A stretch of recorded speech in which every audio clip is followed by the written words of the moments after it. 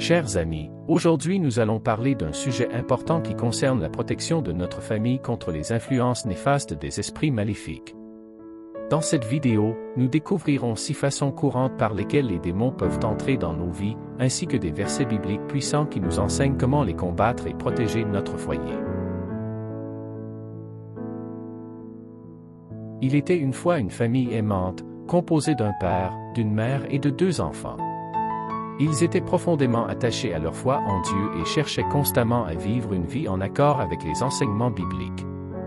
Cependant, ils ignoraient les différentes portes d'entrée que les démons pouvaient emprunter pour perturber leur foyer. Le premier démon qui cherchait à entrer était la peur. Les enfants étaient souvent effrayés la nuit et avaient du mal à trouver le sommeil. Mais la famille se souvint des paroles de Jésus dans Jean 14h27, « Je vous laisse la paix, je vous donne ma paix. Je ne vous donne pas comme le monde donne. Que votre cœur ne se trouble point, et ne s'alarme point. » Le deuxième démon qui tentait d'entrer était la colère. Le père était souvent en proie à des explosions de rage qui perturbaient l'harmonie familiale. Ils se rappelèrent alors la sagesse de Proverbe 14h29, « Celui qui est lent à la colère possède une grande intelligence, celui qui est prompt à s'emporter proclame sa folie. » Le troisième démon qui menaçait la famille était la division. Les parents se disputaient fréquemment, créant ainsi des tensions dans la maison.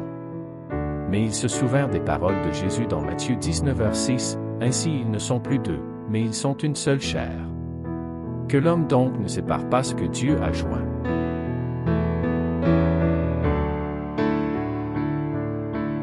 Le quatrième démon cherchait à entrer par la tentation. Les membres de la famille étaient constamment sollicités par les désirs mondains et les mauvaises influences.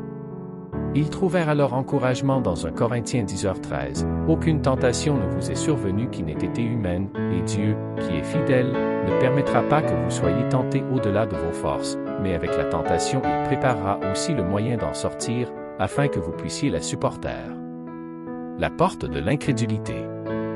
Le cinquième démon qui cherchait à entrer était l'incrédulité.